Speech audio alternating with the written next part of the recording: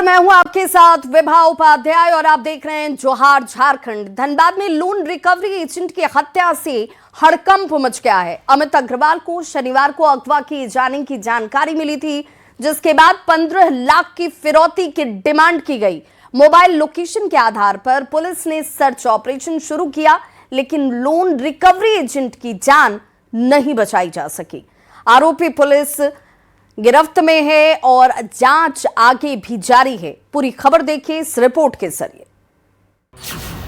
अपहरण के बाद लोन रिकवरी एजेंट की हत्या, अगवा कर 15 लाख की मांगी गई फिरौती, 1 करोड़ के लोन सेटलमेंट पर चल रही थी बात, झांसे में लेकर हत्या का आरोप, 1 गिरफ्तार। धनबाद में loan recovery agent Amit Kumar के अचानक लापता होने से सनसनी मची। अपहरण की आशंका जताते हुए परिवार ने फोन पर 15 लाख की फिरौती मांगे जाने की बात कही। शिकायत मिलने पर पुलिस एक्शन में आ गई और मोबाइल लोकेशन के आधार पर जांच शुरू की। मोबाइल लोकेशन के आधार पर सराय ढेला में सूर्य हाईलैंड सिटी में दबिश दी गई और इस दौरान शक के आधार पर एक व्यक्ति को हिरासत में लिया गया। वही परिजन अमित कुमार को बचाने की पुलिस से गुहार लगाते रहे। चेक किया गया तो 6:30 बजे ओपन हुआ उनका मोबाइल, जो कि सूर्या हाईलैंड में हुआ। ठीक है, तो पुलिस यहाँ दबिश की जो विकास खंडेवाल है उनके घर में हुआ। तो ये यहाँ से उनको लेके गए हैं। ऐसे तो ले जाना संभव नहीं है इतने बड़े आदमी को, तो वो लोग मोटरसाइकिल में बोल के ले गए हैं कि चलो वहाँ पैसा देते हैं, और वहाँ रखने के बाद वो मोबाइल को अपने साथ रखे हैं। जो हम लोग से बात किए 4 बजे कि पैसा दो, और उसके बाद घर में आके लोकेशन खोलते हैं कि पुलिस दबिश करने के बाद फेंक देते हैं, और अभी घर में आने के बाद बोलते हैं कि मेरा कोई लोन नहीं, मैं इनको नहीं जानता।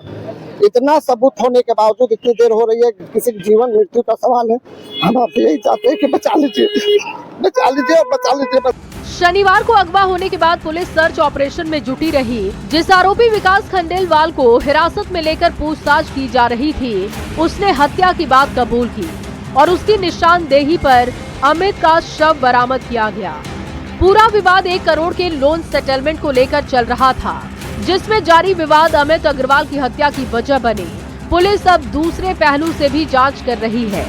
3-4 आदमी को हम लोग उठा के क्वेश्चनिंग किए थे। उसमें से एक व्यक्ति ने इस कांड में अपनी संलिप्तता स्वीकार की है, और उसके स्वीकारोक्ति बयान के आधार पे हम लोग यहाँ पे सूर्या हाईलैंड सिटी में हम लोग ने छापामारी किया है। तो छापामारी के क्रम में जो अपहरित व्यक्ति थे उनका डेड बॉडी बरामद हुआ है और मोटरसाइकिल भी बरामद हुआ है। और विकास खंडेलवाल के बारे में ये पता चला कि इन्होंने बैंक से लोन लिया था और वो शायद से NPA हो गया था।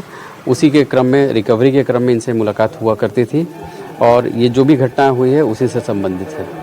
लोन किसी ने दिया, किसी को चुकाना था, और दोनों के बीच जारी विवाद में बलि चढ़ गई loan recovery agent Amit Agarwal की। हत्या की वजह लोन सेटलमेंट रहा या फिर कोई साजिश थी, पुलिस की जांच जारी है। लेकिन इतना जरूर है कि अगर पुलिस थोड़ी और अलर्ट होती तो अमित अग्रवाल की जान बचाई जा सकती थी। न्यूज़ 18 के लिए धनबाद से संजय गुप्ता की रिपोर्ट। और बड़ी खबर रांची से आ रही है, जहां हटिया विधायक के बंगले पर पत्थरबाजी की गई है। नवीन जायसवाल के घर पर पत्थर फेंके गए। हटिया DSP पुंदा गोपी टीम इस वक्त पहुंची हुई है घटनास्थल पर। बीजेपी विधायक नवीन जायसवाल और मामले की जांच में इस वक्त पूरी पुलिस टीम जो है वो जुट गई है। विधायक और पुलिस की ओर से इस मामले में हालांकि किसी तरह की कोई जानकारी को साझा नहीं किया जा रहा है। हटिया विधायक जिनके बंगले पर ये पत्थरबाजी की गई, नवीन जायसवाल, उनका ये मकान जिनके घर पर पत्थर फेंके जाते हैं। हटिया DSP और पुंदा गोपी की टीम जो है वो जरूर पहुंची और जांच पड़ताल की बात कहती नजर आई, लेकिन कोई जानकारी अब तक सामने नहीं। जमशेदपुर के सीताराम डेरा थाना क्षेत्र के छाया नगर बस्ती में गोदाम में अचानक से आग लग गई। देखते ही देखते आग ने विकराल रूप ले लिया। आग लगने से आसपास के घरों में आग फैलने का खतरा बढ़ गया। लोगों ने फायर ब्रिगेड को इसकी जानकारी दी, जिसके बाद मौके पर पहुंची 3 फायर ब्रिगेड की गाड़ियों ने कड़ी मशक्कत के बाद आग पर काबू पाया। आग लगने से पूरे बस्ती में अफरा तफरी का माहौल दिखा। स्थानीय लोगों का ये कहना है कि बस्ती के बीचों बीच गोदाम बना दिया गया।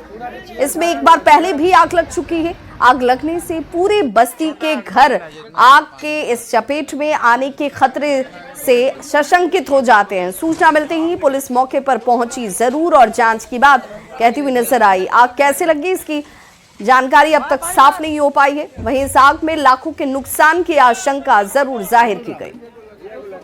स्कूल था, गोडाउन खुला गया है तो दो बार आगे लग चुका है यहाँ पे। एक तो यहाँ लगा है, एक बार गोडाउन में लगा है। अगर ये रात को आगे लगता तो हम लोग क्या करते? टेंट हाउस का सामान सब रखा हुआ है, जानते हैं कि आगे लगता है। अभी आपको गाड़ी वाला भी लेट कर गया। पहले हम लोग कितना चेर के बुताए आगे, कितना एक बच्चा तो गिर गया, छत पर गिर गया। हम लोग तत्काल यहाँ दमकल को बुलवाए, जिसमें एक अग्निशमन की झारखंड अग्निशमन और टिस्को की 3 गाड़ियां यहाँ पहुंची और सही भी लोग यहाँ लगे और यहाँ के आसपास के लोग भी स्थानीय सहयोग किए। हम लोग अभी नियंत्रण पा लिए हैं और अभी अंदर में भी कुछ पार्ट में लगा मतलब जल रहा है, जिसको एक अग्निशमन की गाड़ी लगी हुई उसको बुझाने के लिए। झारखंड में हाथियों का आतंक कब थमेगा? ये सवाल इसलिए क्योंकि हाथी के हमले से कई परिवार अब तक उजड़ चुके हैं। आए दिन हाथियों का ये झुंड काल बनकर आता है और लोगों को मौत की नींद सुला देता है। गुमला से लेकर बोकारो तक जंगली हाथियों का झुंड उत्पात मचा रहा है, जिससे लोग डर के साए में जीने को मजबूर हैं। वन विभाग के खिलाफ लोगों में आक्रोश दिखा। हाथी के आतंक और अपनों को खोने का ये दर्द भारी है। मदमस्त होकर घूम रहा हाथियों का ये झुंड और दूर से अपने फसल को बर्बाद होते देख रहे ये बेबस लोग। ये तस्वीरें हैं गुमला की, जहां हाथियों का झुंड आता है और सब कुछ तहस नहस कर चला जाता है। घर, फसल, सब कुछ हाथियों का ये झुंड बर्बाद कर रहा है।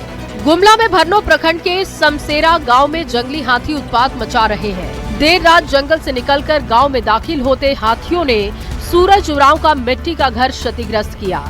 घर में रखे 5 बोरा धान खा गए। दीवार गिरने से घर में रखे बर्तन समेत अन्य घरेलू सामान भी बर्बाद हो गए। घर में मौजूद लोगों ने छिपकर अपनी जान बचाई। हाथियों के बढ़ते आतंक से लोग डरे हुए हैं। जंगली हाथियों से प्रभावित ग्रामीणों ने वन विभाग से मुआवजे की मांग की। वहीं बोकारो में हाथी काल बनकर आ रहे हैं, जिससे लोगों में आक्रोश देखने को मिल रहा है। गोमिया प्रखंड में जंगली हाथियों के हमले में अब तक 5 लोगों की मौत हो गई है, जिससे ग्रामीणों का गुस्सा फूटा। वन विभाग की टीम को बंधक बनाया गया और जमकर हंगामा किया गया। बता दें कि घटना महुआ टांड थाना क्षेत्र के बड़की पुन्नू करमाली टोला में 5 फरवरी को हाथियों के झुंड ने तांडव मचाया। ग्रामीणों के अनुसार 4 फरवरी की शाम हाथियों का झुंड गांव में दाखिल हुआ। उस समय ग्रामीणों ने मशाल, शोर और अन्य उपायों से हाथियों को किसी तरीके से भगा दिया। हालांकि खतरा टला नहीं था। 5 फरवरी तड़के करीब 3 बजे हाथियों का झुंड दोबारा गांव में घुसता है। इस बार जमकर उत्पात मचाता है। हाथियों ने घरों के गेट तोड़े, अंदर घुसकर सो रहे लोगों पर हमला किया, जिससे कि उनकी मौत हुई। 6 फरवरी को महुआ टांड गंगपुर में हाथियों ने दादा और पोते को कुचलकर उनकी जान ले ली, जिससे लोगों में वन विभाग के खिलाफ गुस्सा भी दिखा। मुआवजा के रूप में जब सरकार का प्रावधान है वो तो होगा ही। 4 लाख देने का है मृतक का, 25,000 रुपये अभी मैं दे रहा हूँ। हाथी के हमले से गोमिया में 5 लोगों की जान चली गई। कई लोगों का इलाज जारी है। स्वास्थ्य मंत्री इरफान अंसारी और मंत्री योगेंद्र महतो ने रिम्स पहुंचकर घायलों का हालचाल जाना। डॉक्टर को निर्देश दिया गया कि घायलों का बेहतर इलाज हो। मृतकों के परिजनों को 4-4 लाख की सहायता राशि देने की बात कही गई। हाथी आए दिन लोगों को मार रहा है, लोगों की जान जा रही है, बच्चों की जान जा रही है, तो जान से बड़ी कीमत तो कुछ नहीं हो सकता। तो इस पर हम लोग वैकल्पिक व्यवस्था, मंत्री जी ने बताया कि हम लोग वैक्सीनेशन कराकर जो हाथी है उसको हम लोग यहाँ से दूसरे राज्य भेजेंगे। बोकारो में हाथियों का उत्पात रोकने के लिए बड़ी पहल की गई। बंगाल के बांकुड़ा से 16 सदस्यों की टीम को बुलाया गया। वनतारा की टीम से भी संपर्क किया गया। हाथियों को ट्रैंकुलाइजेशन कराया जाएगा। वन विभाग की टीम ने रात भर इलाके के लोगों से माइकिंग कर सतर्क रहने की भी अपील की। झारखंड में हाथियों का आतंक लगातार बढ़ रहा है। ग्रामीणों की जान जा रही है, परिवार उजड़ रहे हैं और सवाल यही है कि कब मिलेगा हाथियों के आतंक से निजात। कब तक ग्रामीण अपनी जान गंवाते रहेंगे और कब तक प्रशासन हाथ पर हाथ धरे बैठा रहेगा। न्यूज़ 18 के लिए गुमला से रुपेश भगत, बोकारो से मृत्युंजय कुमार की रिपोर्ट। चाईबासा में मुफस्सिल थाना पुलिस को गौ तस्करी के मामले में सफलता मिली है। पुलिस ने बजरंग दल और गो रक्षा दल से मिली सूचना के आधार पर कार्रवाई की।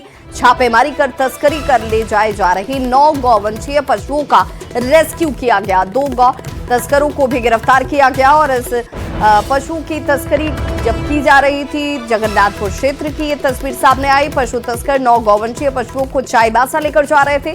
बजरंग दल और गौ रक्षा दल ने इसकी सूचना मुफस्सिल थाना पुलिस को दी और इसी के आधार पर पशु तस्करों को पकड़ा गया। पुलिस दोनों पशु तस्करों से फिलहाल पूछताछ कर रही है और मामला दर्ज कर आगे की कार्रवाई में जुट गई है। केंद्रीय बजट पर राज्यसभा सांसद राजीव प्रताप रूढ़ी ने प्रेस कॉन्फ्रेंस कर केंद्रीय बजट की उपलब्धियों को बताया। साथ ही हेमंत सरकार पर हमला बोलते हुए झारखंड का जैसा विकास होना चाहिए था वैसा नहीं हुआ, ये भी कहा।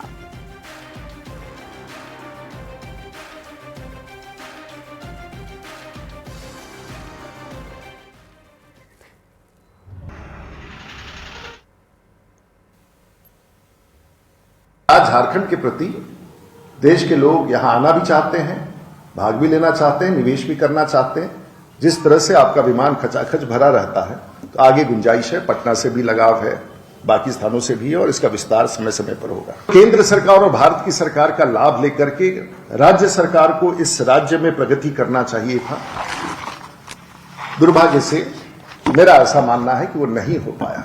झारखंड देश का एक ऐसा स्थान है और जिसके पास वो खनिज संपदा है जो धरती पर दुनिया में एक भौगोलिक क्षेत्र में इतने प्रकार के मिनरल्स पाए जाए दुनिया में कहीं नहीं है। और वैसे स्थिति में अगर झारखंड इसका लाभ नहीं उठा पा रहा है तो बड़ी चिंता का विषय है। मनरेगा के नाम और प्रावधान में बदलाव को लेकर कांग्रेस पार्टी लगातार अभियान चला रही है। पार्टी का यह मानना है कि केंद्र सरकार ने राजनीतिक खेल खेलने के लिए सबसे पहले मनरेगा पर निशाना साधा और मनरेगा कानून में बदलाव के जरिए राज्य सरकार ने संघीय ढांचे पर भी प्रहार की कोशिश की। कांग्रेस को आशंका है कि फूड सिक्योरिटी एक्ट और राइट टू एजुकेशन एक्ट भी इनके निशाने पर हैं। इसे लेकर एक्शन प्लान तैयार किया जा रहा है। पार्टी मनरेगा को लेकर कैंपेन चलाने की तैयारी में है और पार्टी ने दावा किया कि नागरिकों के अधिकार को कमजोर करने की कोशिश विफल की जाएगी। मनरेगा बचाओ संग्राम को आगे कैसा चलाना, इसी मुद्दे पर हम रूरल डिपार्टमेंट और सिविल सोसाइटी ऑर्गेनाइजेशंस और कुछ कांग्रेस लीडर्स के साथ संवाद कर रहे हैं। इस संवाद से एक एक्शन प्लान तैयार करने के लिए अगले दिनों में हम सभी मिलकर कैसा काम करेंगे, उसमें एक इम्पोर्टेंट कैंपेन हम चलाना चाहते हैं। यह है काम मांगो अभियान। भारत और अमेरिका के बीच हुई ट्रेड डील को लेकर बयानबाजी तेज हो गई है। एक तरफ जहां बीजेपी ने खुशी जाहिर की, वहीं जेएमएम और कांग्रेस ने इस पर जोरदार तरीके से हमला बोलते हुए कहा कि इस ट्रेड डील से फायदा नहीं बल्कि देश को नुकसान होगा, किसानों को नुकसान पहुंचेगा और इसीलिए जमकर निशाना साधा गया। उन्होंने कहा कि ये सिर्फ और सिर्फ आई वॉश है। इस तरीके के ट्रेड डील से किसानों का हित नहीं सधने वाला। टैरिफ घटकर 18% आ गया और ये प्रधानमंत्री नरेंद्र मोदी जी और ट्रंप साहब के आपसी रिश्तों की गर्मजोशी के कारण संभव हुआ है। और साहब हमने इसके अलावा जो हमारे लेदर सेक्टर है, हमारा टेक्सटाइल सेक्टर है, हमारा आईटी सेक्टर है, उसको एक बहुत बड़ा अमेरिका में मार्केट मिलेगा। प्राइसेस भी कॉम्पिटिटिव रहेंगी और जो अमेरिका को भी है बहुत बड़ा मार्केट मिलेगा। दोनों देशों के लिए परस्पर फायदे वाले संबंध हैं और इससे इम्पॉर्टेंट ये है कि हमने अपने किसानों का, अपने पशुपालकों का, अपने डेयरी पालकों का, मत्स्य पालकों का पूरा ख्याल रखा है और इस ट्रेड डील में उनकी पूरा सुरक्षा का कवच दिया है। फाइल न खुलने के डर में यह ट्रेड डील हुआ है। इस ट्रेड डील से क्या फायदा है? किसानों को फायदा नहीं। जब किसान को फायदा नहीं तो फिर क्या है ये ट्रेड डील? आज क्या कुछ मिला अभी तक कुछ स्पष्ट नहीं है। आप पूछिए विदेश मंत्री से तो वो वाणिज्य मंत्री पर फेंकते हैं ये बात, इनसे पूछिए तो विदेश मंत्री पर बात। स्पष्ट कुछ भी नहीं है कि हमारे देश को, हम लोगों को क्या कुछ मिलने जा रहा है, डील से क्या फायदा है। मैया सम्मान योजना से जुड़ी महिलाओं के लिए राज्य सरकार ने एक और बड़े कदम को उठा लिया है। योजना के लाभुक महिलाओं को अब स्वरोजगार और सूक्ष्म व्यवसाय शुरू करने के लिए बिना किसी गारंटी के 20,000 रुपए तक के बैंक ऋण दिए जाएंगे। वित्त विभाग और राज्य स्तरीय बैंकर समिति के बीच हुई बैठक में इस प्रस्ताव पर सैद्धांतिक सहमति बन गई है।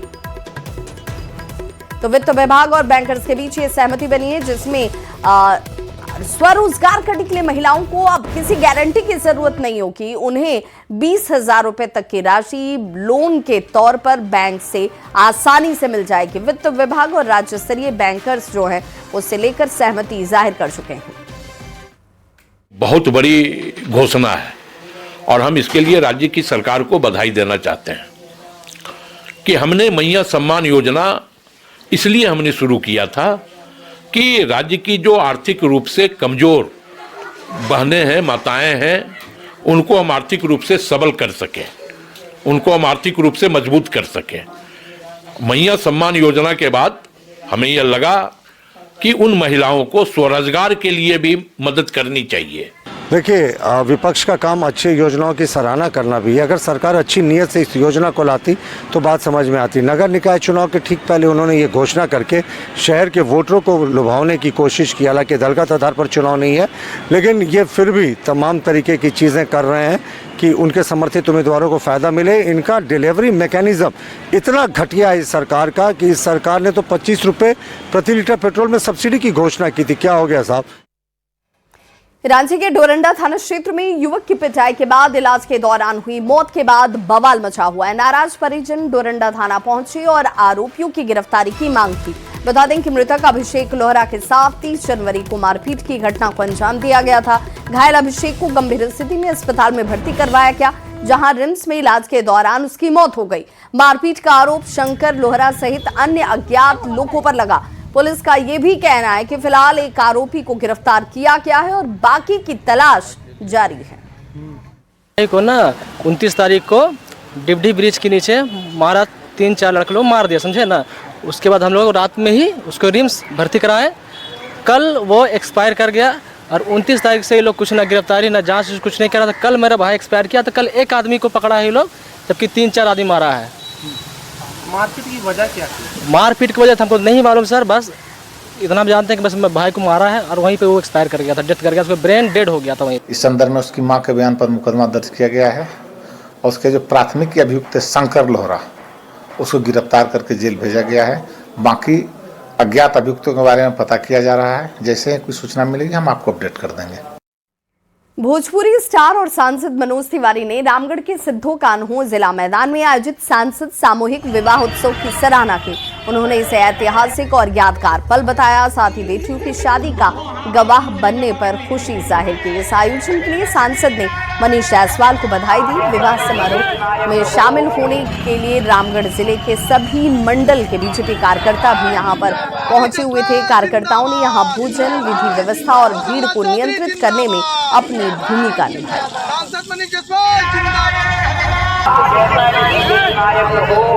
वास्तव में कोई सांसद अपने इतने सारे डेवलपमेंट वर्क के साथ साथ इतना बड़ा उत्सव करे।